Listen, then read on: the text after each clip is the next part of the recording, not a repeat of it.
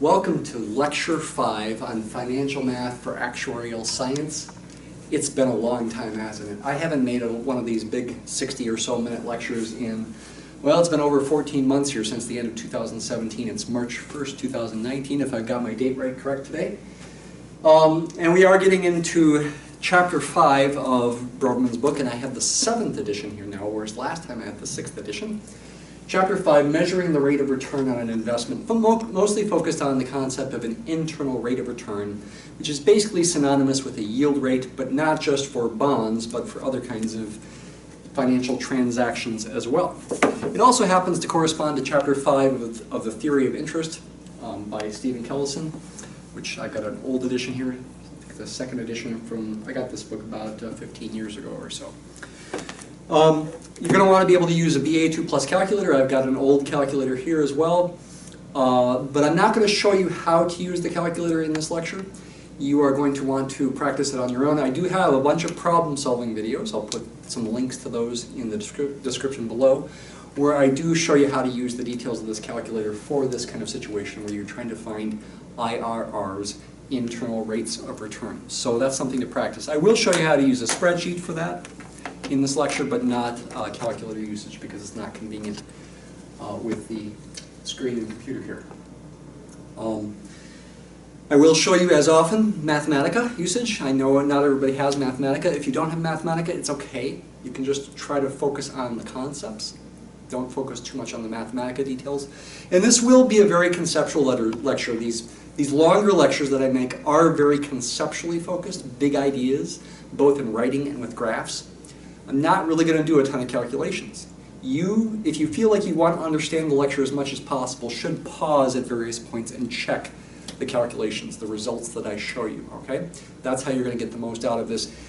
Another thing is that if you haven't done this particular material before, this kind of gives you a preview of what you can expect as you get into problem solving. If you want to be an actuary or a financial analyst, you need to do problem solving. You need to know both big ideas and do a bunch of problem solving. That's the only way you can be successful, is if you combine the two, so make sure you do that. Before we get into the content, I've got some announcements here. I've been very busy, that's why it's taken so long between Lecture 4 and Lecture 5 here, doing a bunch of stuff teaching at Bethel University, and starting in the last couple months a blog. Infinity is really big in addition to my YouTube channel. But in 2019, I'm going to be very active here in January through May. I'm technically on sabbatical at Bethel University, and in the summer I do teach a couple of online classes, but I'm still got a relatively flexible schedule, so I'm going to be very busy on both my YouTube channel and my blog in 2019. So just to let you know, you should see YouTube content on financial math, like this video right now, as well as more problem-solving videos. On probability, I'm going to start talking about Exam 1/P problems for actuaries. Not sure exactly when I'll get into that. I'm hoping in mid to late March that I can start doing some problems on that, but I want to continue with the financial math problems as well. Also see my blog for content on financial math, probability, and I also want to do some long-term actuarial mathematics exam problems, now called here in 2019 Exam LTAM by the Society of Actuaries. Corresponds to what was also called Exam MLC. Personally, just to tell you a little bit more about me, I did take a couple actuarial exams a while ago. I took Exam P and Exam FM. I haven't taken the later exams, but I have done some personal study and research related to Exam LTAM, long-term actuarial mathematics. And I think what I'll do for your benefit is that I will write up my practicing for that exam. I think I will plan to take that exam here. I'm not exactly sure when. In the next year or two.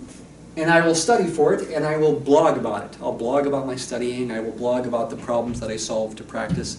And I probably won't make a ton of videos about it because I need to focus on other things and there's only so much time in the day. But I'll probably blog about those problems. And so that's something else to look forward to. I'll probably start that, hopefully, in March or April here as well. Okay? Again, not exactly sure how fast I'll be able to go through the content. It might not be fast enough for your liking, but it will be there. I also plan to do some content on my blog on linear algebra here, probably starting in the summer in 2019, because I often teach differential equations, but now I'm going to start to teach a class at Bethel that's a combo differential equations linear algebra course, and I've got a textbook on differential equations, Blanchard, Devaney, and Hall, that I've used, and it's got a lot of linear algebra, but it does need some supplements if I'm going to make a combo course of differential equations and linear algebra. So I'm planning on blogging about that, essentially making maybe a little mini book on linear algebra, not as long as your typical linear algebra book. How about in the future, 2020 to 2025 or so? I'm going to do a lot of stuff on statistics, both basic and advanced. Probably at some point we'll take exam ILM, Investments in Financial Markets. If you need to take that perhaps as your exam 3, well, I'm not going to be able to get to it right away, but at some point here in the future. Some short-term actuarial mathematics, exam STAM. And as always, well, real analysis, which I already have some stuff on my blog and my YouTube channel about, and this other stuff, I've got stuff on my YouTube channel about linear algebra, differential equations, calculus 1 and 2, multivariable calculus, and complex analysis. Actually, I don't have much on linear algebra right at the moment, but I will in the future. So that's something to be looking forward to if you find my teaching helpful. All right, as I always do, I start by tying up some loose ends from the previous lecture. By the way, I will put a timestamp in the description here if you want to get down to the new stuff from Chapter 5. But I do want to spend some time reviewing on bonds. I think it's good to review. And talk about a few new things here as well. Loose ends, I call them. So the first loose end is something called a zero coupon bond. And that's just like it sounds. It's a zero coupon bond. There are no coupons. So it's, you might scratch your head and say, is that really a bond? Because bonds, shouldn't they always have coupons? Well, the answer is no. There are zero coupon bonds. And zero coupon bonds are basically just, they're kind of like certificates of deposit. You invest your money to the government or the corporation, and they give you a return on your investment at some point in the future. But they don't give you any coupons. Okay, so it's just kind of like a certificate of deposit or maybe a savings account where you can't actually withdraw your balance without a penalty. It's just like it sounds. No coupons paid. You only get the redemption value at the end. Essentially, it's just compound interest, though you don't get paid until the end, just what I just said. And here are relevant formulas. For example, here would be the formula for the present value. P represents the present value or price of the zero coupon bond. C would be the redemption value. D would be, as usual, the present value discount factor. Sub J means with respect to yield rate J, periodic yield rate J. J would have to be quoted either annual or semi-annual, but you only, again, get the redemption value at the very end. N would be the number of periods with respect to the period of J. Of course, that's the same as 1 plus J to the negative N. You could solve this for the redemption value. Just multiply both sides by 1 plus J to the positive N power. You could solve for J. Right? You could divide both sides by P here, then raise both sides to the 1 over N power, and subtract 1. When you solve for J, you could solve for N using logarithms. Okay? So that's just some equations you should be able to easily check, just pre-calculus kinds of ideas there. It, again, is just like compound interest, except that you don't get paid until the very end. I do, maybe in the next lecture, also want to talk about callable bonds, but I got so much to do for this lecture that I'm going to save that for lecture 6. But I do want to spend a bit more time on something else about bonds, and that's called bond interpolation, bond price interpolation. And here's a background example to get you started in thinking about this. So suppose we've got a $1,000 par value bond that's redeemable at par, so its redemption value is the same as the face value, $1,000, after, say, 4 periods, and I'm not saying if it's a yearly thing or a semi-annual thing. It's got a periodic coupon rate of 6% and a periodic yield rate of 8%. Maybe you want to take the time, pause the video, take the time to figure out the price of this bond, okay? Maybe not just at time 0, but time 1, time 2, time 3, and time 4, right before everything is paid, if you like. Or right after everything is paid, then you'd be at a price of 0. What I want to talk about, though, is interpolation. What's the price between the coupon payments? Like half a period between coupon payments or a quarter of a period between coupon payments. You've got to use something called interpolation. If you take the time to check the prices of the bond at time 0, time 1, time 2, time 3, time 4, and time 4, right after the coupon is paid, you should get these numbers. You could check that out on your own. Take the time to do that. These go by different names, and this gets a little confusing. Okay?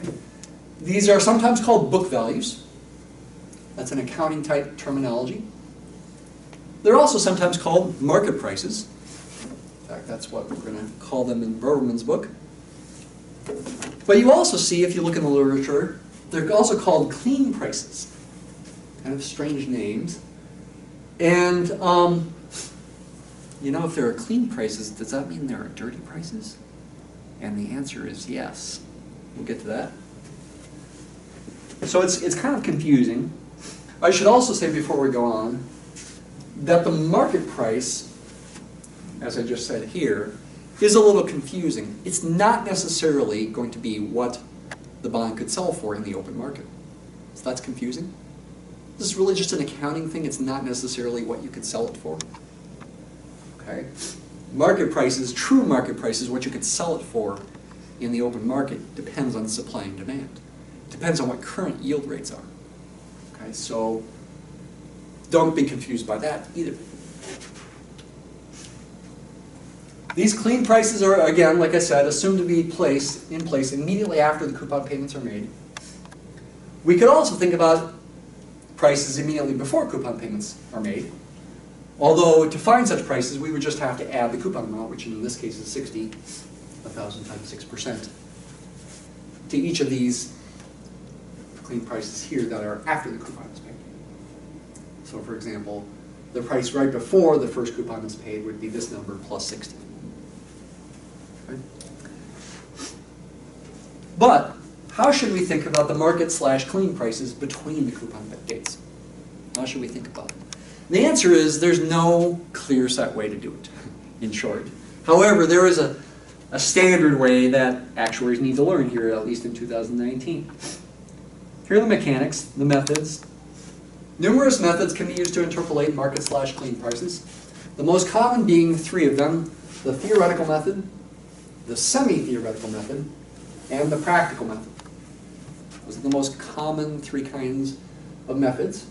As of 2019, actuaries in the United States only need to learn the semi-theoretical method. I'm not sure about the rest of the world. You'll want to find out from your actuarial society what method they use, whose formula can be written or described in this way. Zoom in on that if that's a little small there. I'm using the notation, kind of a funny notation here. It's not, another confusing thing about this is the notation is not consistent across different books. Okay? And this is actually not completely consistent with Broverman or what I'm about to show you on a graph at the bottom of this slide. What you want to do is, in looking at this formula, is you want to think of t as being a whole number. 0, 1, 2, 3, 4, 5, 6, etc. And think of k as being between 0 and 1. The fraction of a period, fraction of a year maybe, fraction of a half a year, that has elapsed since the last coupon payment. Okay? So maybe commonly k might be a half, or a quarter, or 3/4. This quantity, well, the thing we're trying to solve for is called the clean price. It is the dirty price minus the accrued coupon. This quantity is the dirty price. It's the price at time t, which again, t is a whole number, so you know that price right after that last coupon is paid. Promoted in time forward with compound interest by k amounts of time, where k again is a fraction between 0 and 1, a decimal between 0 and 1. So that's kind of using compound interest. Then you're subtracting the coupon amount times the fraction of the period that's gone by. Okay? This is kind of almost like simple interest. This is like compound interest and simple interest. That's why this is called the semi-theoretical method. This is kind of the theoretical thing in part, and this is the practical part, and so you combine them, it's semi-theoretical. It could have been called semi-practical, but This is what's used. And just think about this. I mean, if k is close to 0, like 0.1, 1/10 or something, this is going to be fairly small. The accrued coupon is not very much. The clean price is going to be close to the dirty price. This is going to be a small quantity. Whereas if k is closer to 1, this is going to be closer to F times R, closer to the coupon amount. The clean price is going to be further away from the dirty price.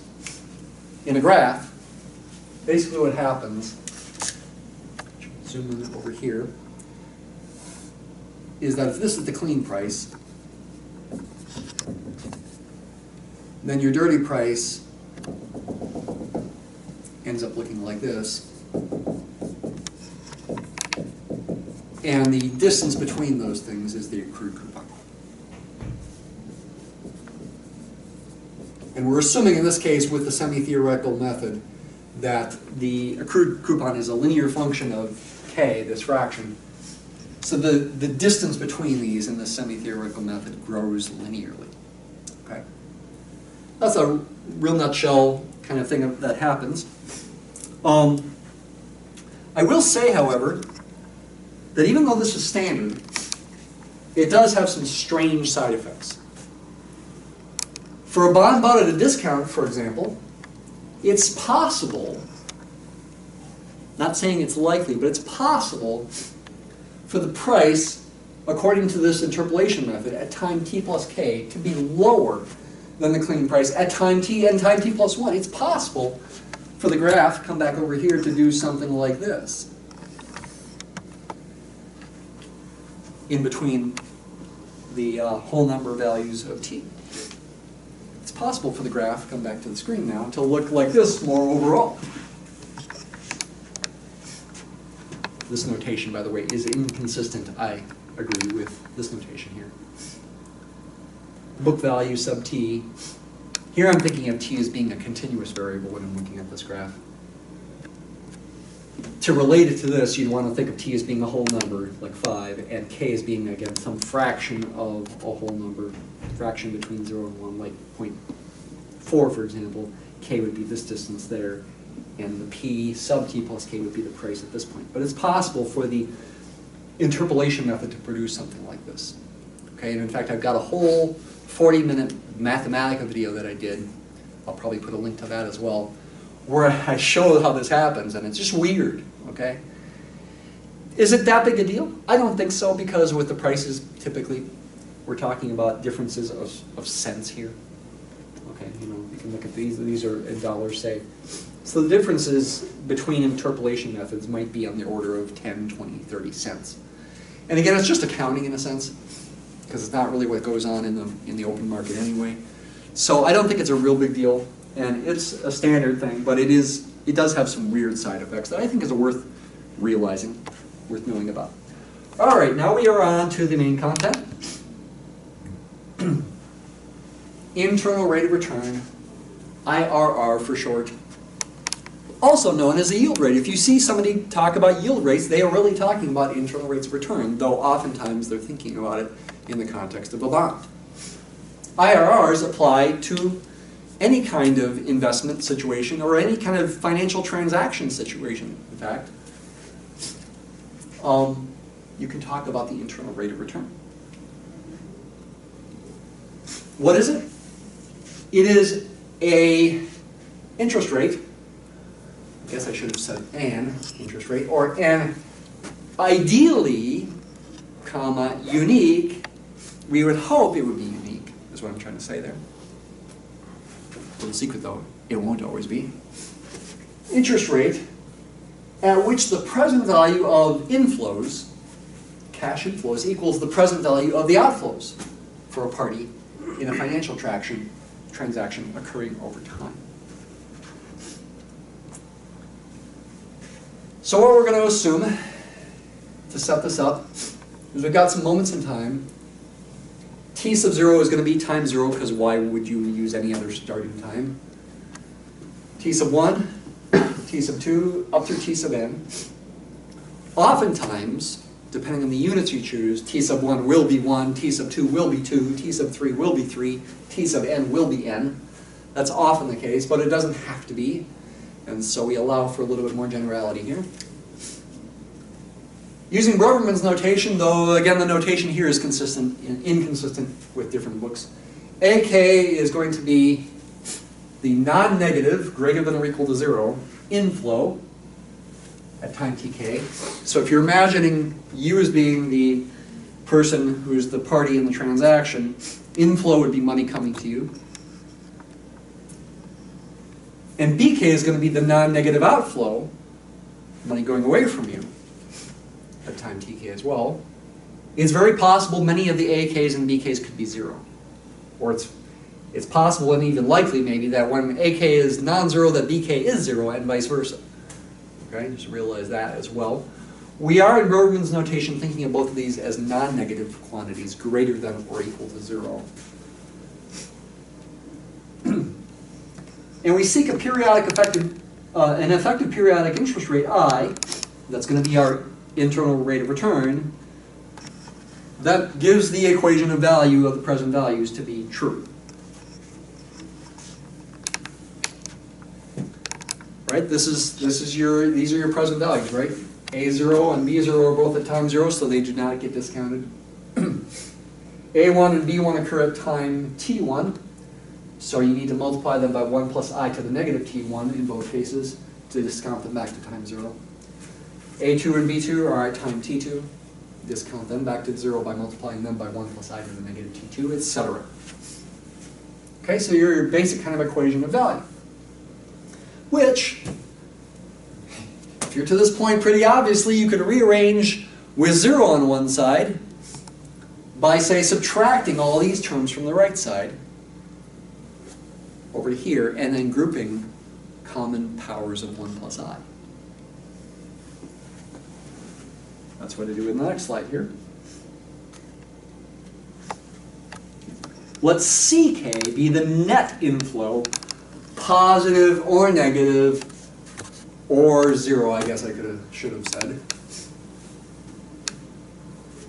Net inflow, positive at time tk, positive or negative or 0. Though if it were 0, you might say we probably wouldn't include that time. You know, it's possible at a moment in time you have both inflow and outflow that are equal to each other and cancel each other out. CK, by the way, is going to be the difference. AK minus BK. I may have that on the PowerPoint as well, but I was unsure, so I'm putting it there as well. That's what CK is going to be.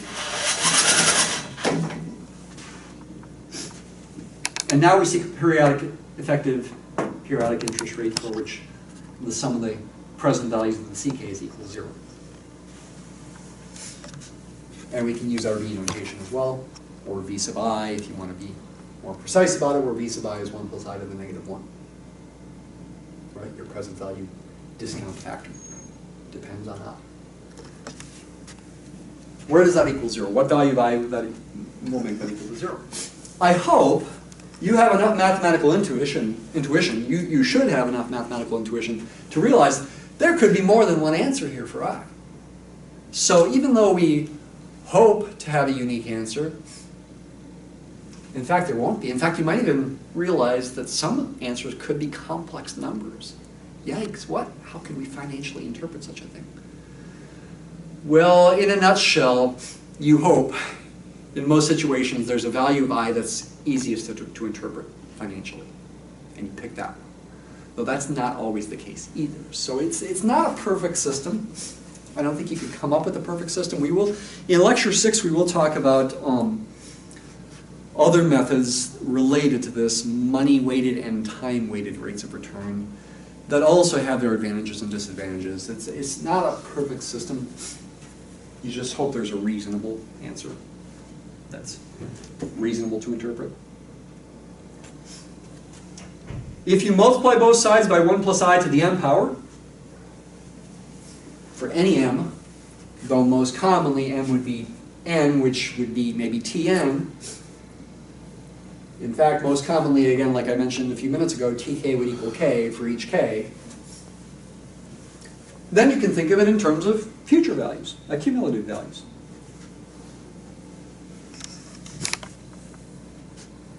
If Tn equals n, and m equals n, this would be the future value at time n, the accumulated value.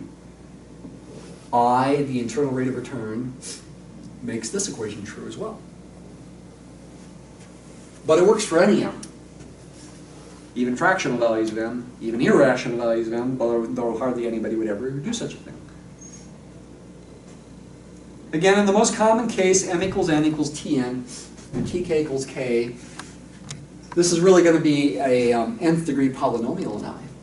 And there's something called the fundamental theorem of algebra that would say that has exactly n roots if you count multiple roots, roots of multiplicity greater than 1, sometimes called repeated roots, and you also look at non-real complex roots. In the real world, the c's would be real numbers, and that also turns out to mean that any non-real complex roots would occur in what are called complex conjugate pairs. Something else that you really should know. Does this mean complex numbers are important in finance? Well, no, they don't. Not in this situation, at least. You don't really have a real-life interpretation of them, as far as I know. Though it's kind of funny. You can still give it a kind of financial interpretation if you imagined you allowed for complex number money. Oh, that would really be wild, huh? If you allowed for complex number money, then you can give them the complex IRRs a financial interpretation. An implicit assumption here is all the cash flow amounts are consistently accruing interest, either in a positive or negative way for the investor. This really implies reinvestment of any proceeds at the IRR. So, for example, if you are investing in a bond, it implies you're taking those coupons and reinvesting it at the yield rate. Okay.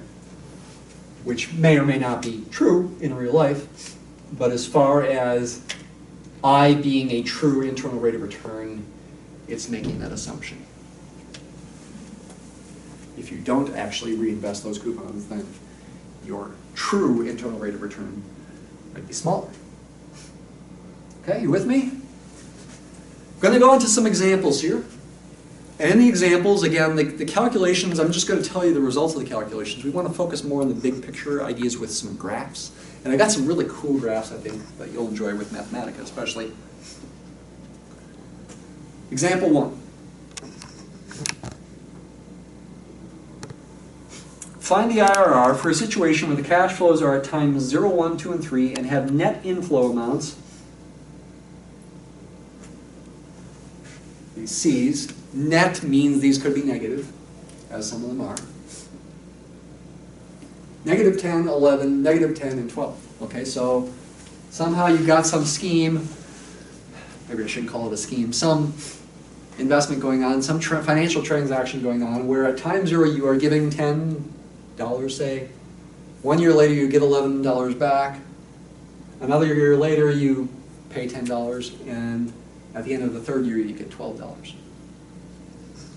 It doesn't even have to be a two-party transaction. It could be multiple parties that are giving you these net inflow amounts, and you're just thinking from your perspective, what is your internal rate of return? And we can think of it either in terms of V or I.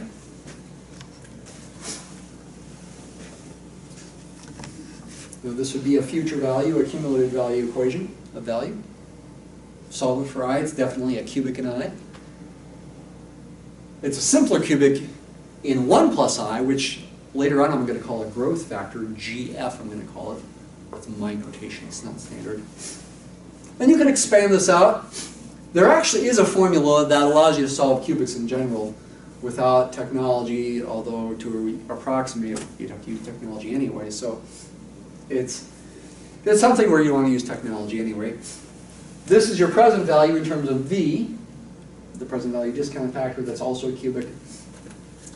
And as usual, once you have V, you'd want to use the fact that V is 1 over 1 plus I, and solve for I to be 1 over V minus 1, once you find V, right? Done that many times if you're watching this. Just reminding you here.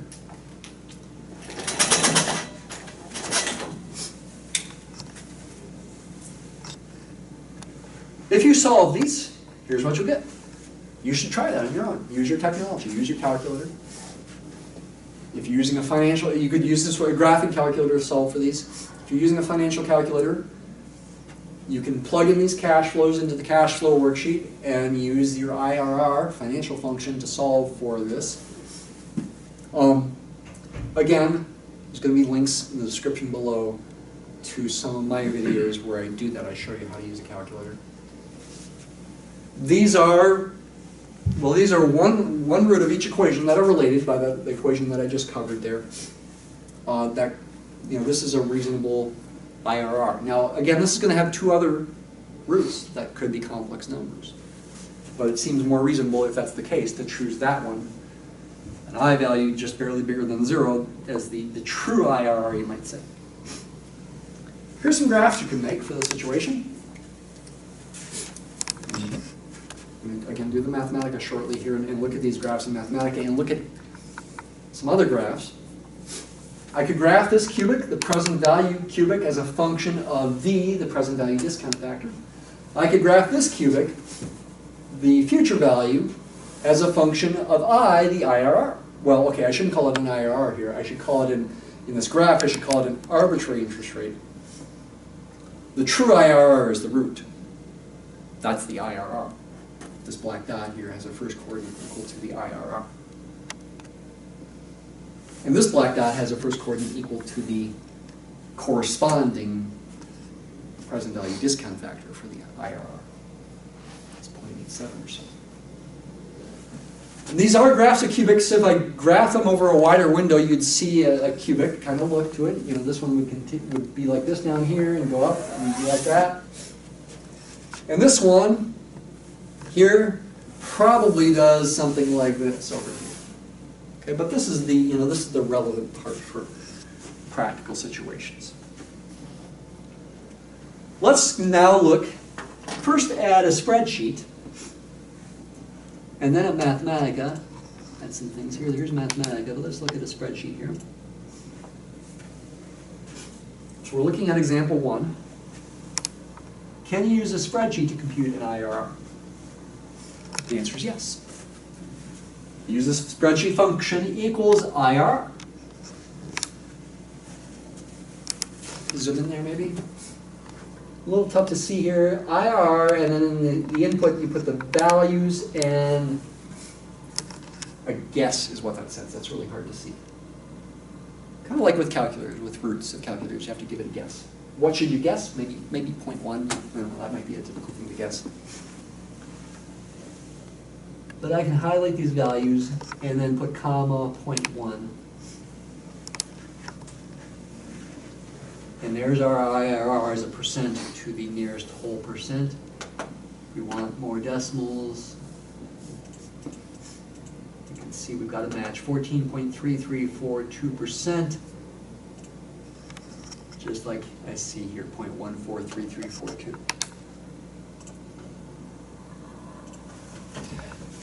If it is a two-party transaction, the other person is going to have the opposite signs for the C's.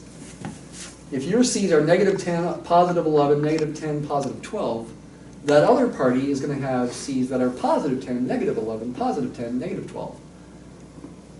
I guess you are, since the IRR is positive here, you're the investor and they are the borrower. So they're having to pay interest at the IRR, whereas you are earning interest at the IRR. But the IRR is still the same.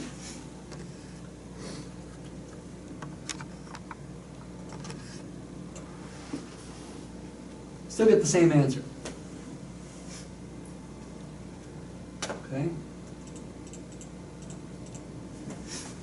The IRR for a two-party transaction is the same for either the investor or the borrower.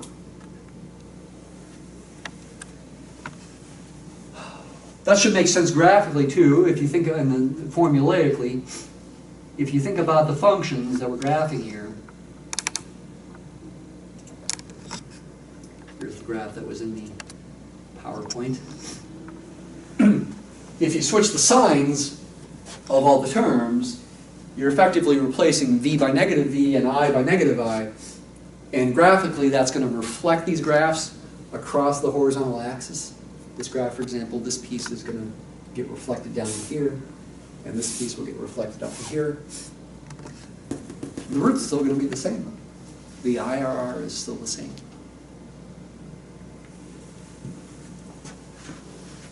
Something else I want to emphasize in looking at the Mathematica here are a couple things.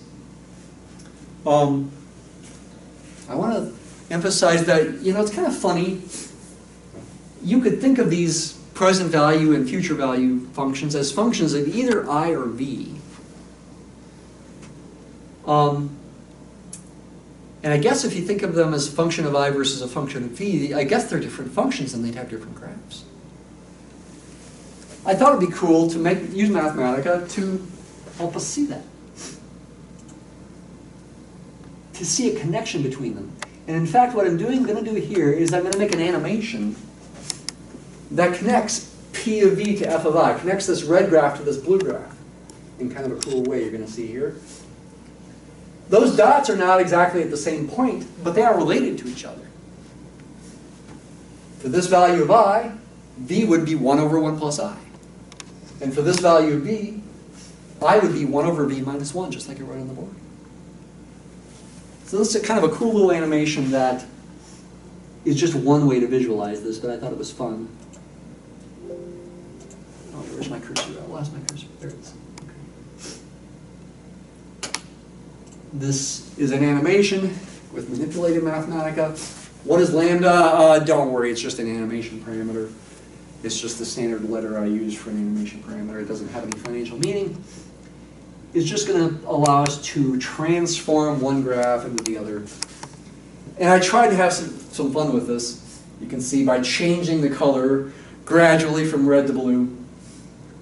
And also changing the labeling on the axes from I and FV at the start to, no, I guess it's V and PV at the start and I and FV at the end. Okay, so that's just a little fun. Is that the only way to imagine the transformation between these graphs? No, it's just one way. But it is kind of a cool thing, okay? I just like these kinds of things, so that's why I do it. You could also think of transforming the present value as a function of V to the future value as a function, instead of I, as a function of what I'm calling GF, the growth factor, where GF is 1 plus I. Now I is the IRR, which is an interest rate. GF is 1 plus I. It's a growth factor. This is not standard notation. It's my personal notation. Notice I got the same cash flows here, the -10 and the 11, the -10 and the 12, the coefficients. But now instead of 1 plus I to the various powers, I've got GF to the various powers, because GF equals 1 plus I. And we can transform it, the PD function to that other function, which still represents a future value, but now of the growth factor instead of I. And now the root at the end is bigger than 1, like 1.4 something instead of 1.14 something instead of 0.14. This is really the other graph shifted to the right by 1 unit. Transformations of graphs. We could transform P of V to P of I. P of I has this formula. Same cash flows, -10, 11, -10, 12. But now, instead of multiplying by powers of V, I'm dividing by powers of 1 plus I. Positive powers of 1 plus I. And we could transform those graphs too. Besides this being fun, does this have any educational value? Beyond it just being kind of neat? I think so. Because I think what I'm trying to do is I'm trying to demystify some things. Again, when you look in books, textbooks, you have these different notations for things, and part of the battle is just dealing with the different notations. They're confusing, they're sometimes inconsistent. Broverman's book is often inconsistent, I think, in the notation. Other books are too, it's not just Broverman. So, you just need to have some mental flexibility to realize sometimes books don't do things in the most ideal way. and to realize that sometimes the notation is inconsistent, and you just need to understand that you can think about it different ways and not be bothered by it. Here's something even neater, I think. A cool way to view the IRR in terms of balancing positive and negative present values. This code creates some neat output that looks like this. What in the world's going on here? This is the same example. The cash flows are, again, negative 10. You see there, that down there, this, I should have made maybe a red dot there that's bigger and the green dot smaller. There's a red dot hidden there. So this red bar at time 0 that has height, so to speak, negative 10. Positive 11, this blue payment at time 1. Negative 10, the green one at time 2. Positive 12, oh, and I need to make that brown instead of yellow. Positive 12 payment at time 3, that inflow to you of 12. And what we're looking at here is those payments on the left not discounted at all. If I is 0, so that V is 1, then B equals 1, V squared equals 1, V cubed equals 1. There's no discounting at all when I is 0. On this graph, which represents the present value of the cash flow, when I is 0, this dot is up here. And back in this picture, both the magenta, pinkish, and black dot are centered at the present value, which is the height of this graph right there.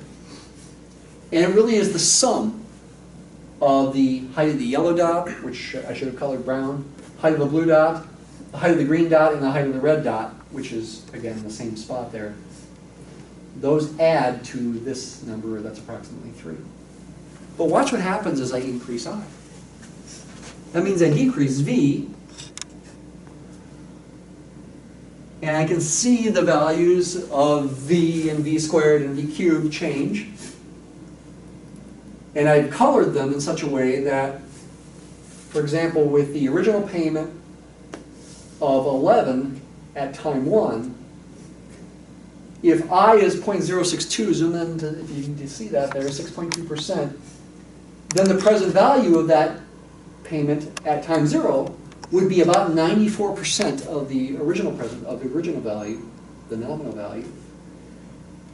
This dark blue area is 94% of the entire, or think of it in terms of height if you prefer. The height of this is 94% of the total height. The height of this one's 88.66% of the total height of the green one, because V squared is about 0.8866. And the height of this one's about 83.5% of the total height, because this is V cubed is about 0.835.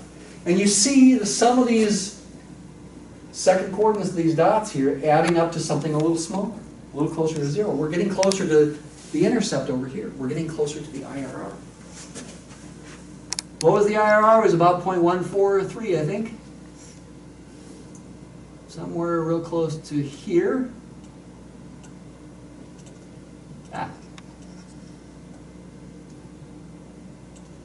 Close enough there. That's the IRR, very close.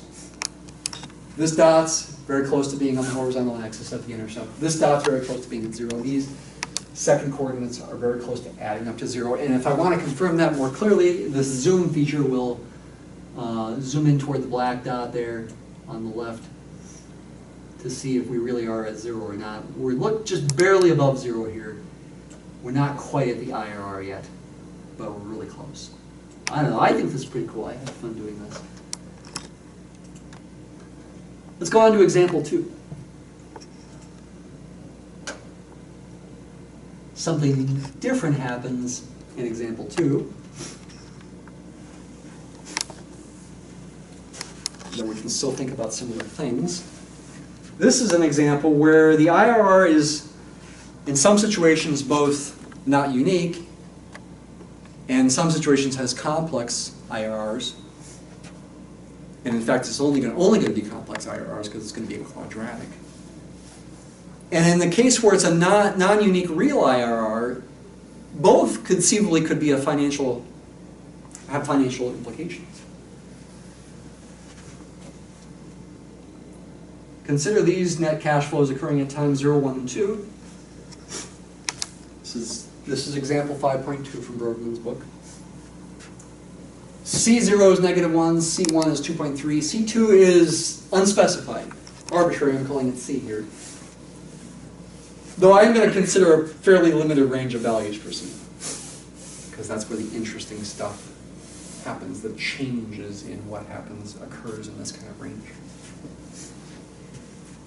As usual, we could think about your equation of value.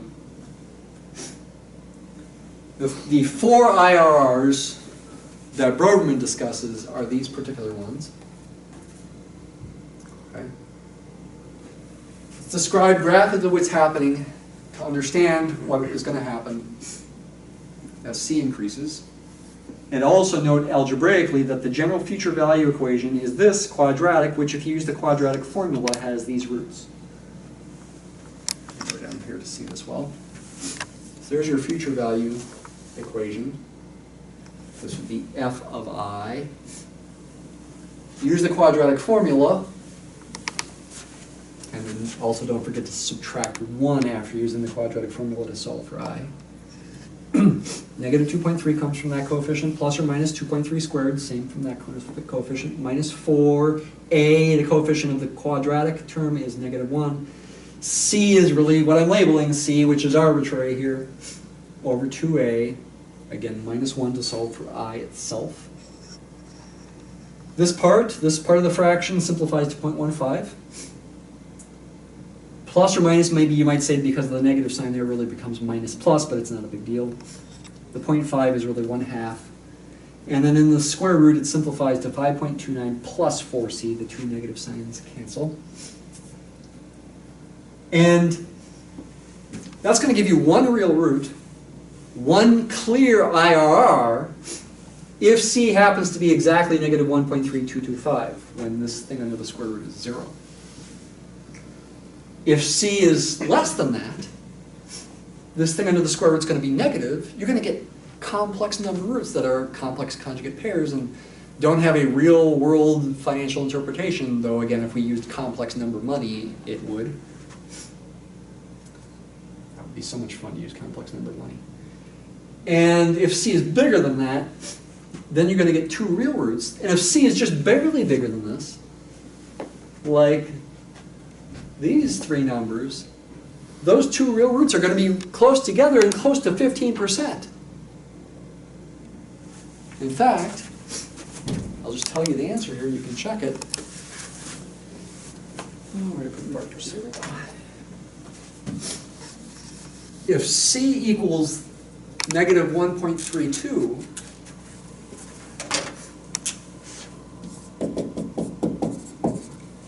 the two roots, the two possible IRRs are 0.1 and 0.2, 10% and 20%. Which one's right? They're both right. There's not a unique IRR. So yeah, this seems like trouble. Is there a way to decide which one's better?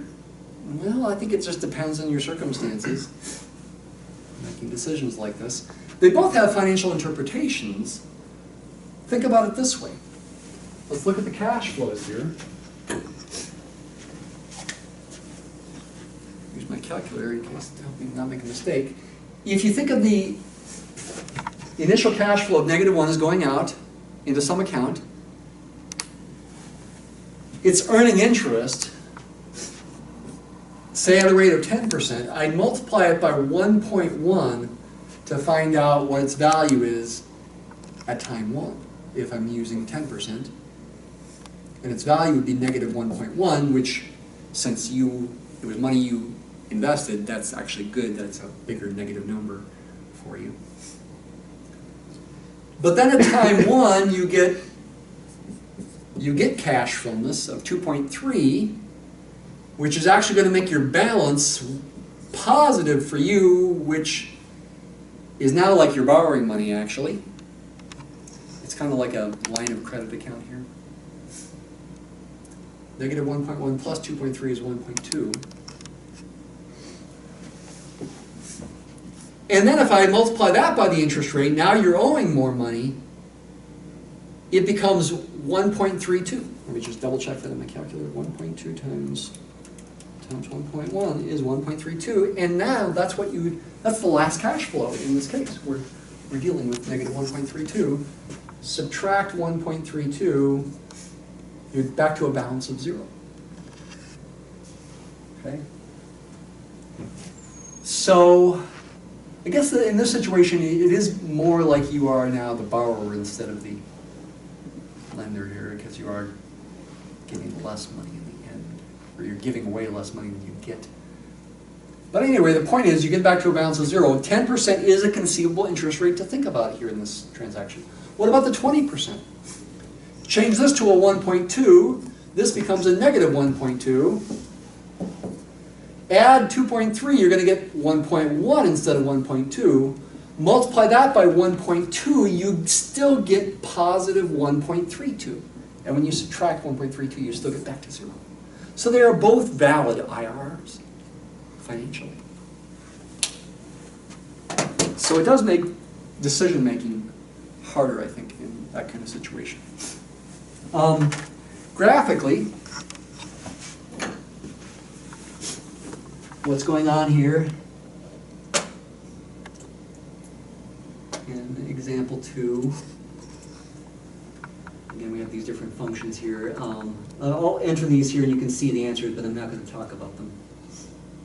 If you want to pause the video and think about what's going on there, you can. Let's look at the graphs, though. The various kinds of functions. Actually, okay, these are the various kinds of functions, whether functions of I, G, F, or V, both future values on the left and present values on the right. These things are all related to each other. For this example, C is going from negative 1.33 up to negative 1.2825. It is a situation where all four graphs go from having no real roots to one real root at one particular value of C, which I forgot what it was, and then two real roots corresponding to the two reasonable IRRs. So you'd want to think of those as I values, so you want to focus on the red graphs for the conceivable IRRs. Though if C goes up high enough, it actually looks like some of those IRRs could become negative, which you might think doesn't make sense. But actually, negative interest rates can happen. Negative IRRs can happen. You can lose money, right? Especially with stocks.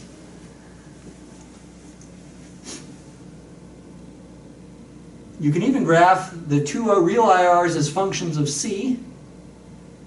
Take a moment to think about that if you like. And we could also continue to make one of these kind of pictures for this situation. If C is negative 1.33, we don't have any real roots, and so the graph on the right doesn't cross the axis. No matter what I is, you don't touch the axis. And on the left, what that means, even when you are as close as possible to the axis on the right, on the left it means that black dot and the pinkish dot are not centered on 0, and if I zoom in, you see it is away from 0. But as C increases, then we can get real roots, and we can get a crossing on the axis on the right, and you can get two spots where you balance very close to 0 here, for example, and very close to 0 right about here. Okay, and otherwise it's not going to be 0. Okay, so focus on those ideas, and I think that's really neat. What happens on a spreadsheet if you try to compute the IRR in the situation? It gives, well, at least if you try to guess at 0.1, it gives an error. Okay, that's an error. That's the complex case. Running low on time here. I'd like to finish in about 5-10 minutes here. I need to finish in 5 or 10 minutes. So I got more stuff. Yeah, I sort of come at this not knowing exactly how long things are going to take here. So I think some of this is going to have to carry over into lecture 6. Let me just quickly go through the slides as quickly as I can. The graphs in Mathematica are similar. I can do similar things and make similar diagrams. But you just want to check these calculations. What's the IRR of a coupon bond, also called the yield? Here's the example, equations of values, and the answers. Okay? I would strongly encourage you to take the time to check everything here. Hopefully I did not make a mistake. And make sure you get the answers. And again, that could be interpreted graphically. I think I will show that to you still. But let's go on to example 4. Actually, I don't have an example 4 in the PowerPoint. I go on to something called net present value. Okay, I think I do want to talk about net present value.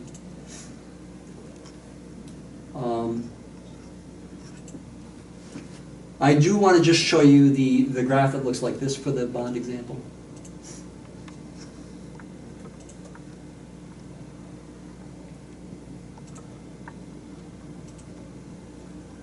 Okay, now the bond has got the initial price of the bond, at least if I is 0, is -90.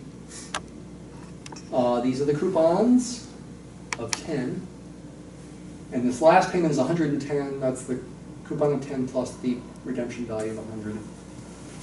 The present value of this whole thing when I is 0 is up close to 60.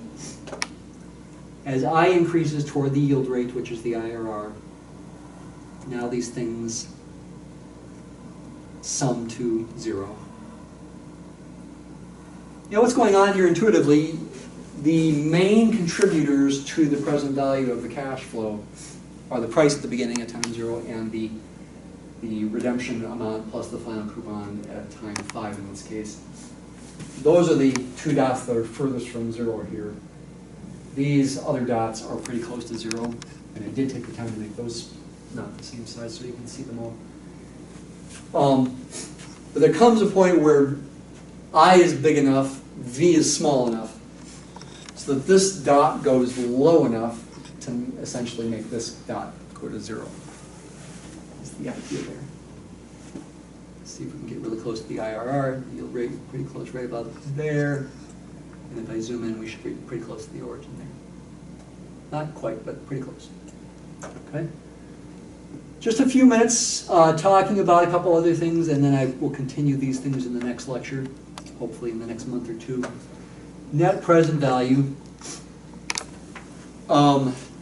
is another way to compare. It's a way to compare different transactions without thinking about internal rates of return.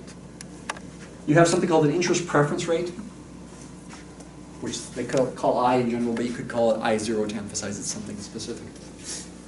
And you want to compare different investments at different interest preference rates. You're trying to choose between two risk-free cash flows. So you know you're going to get these cash flows is what we mean by risk-free.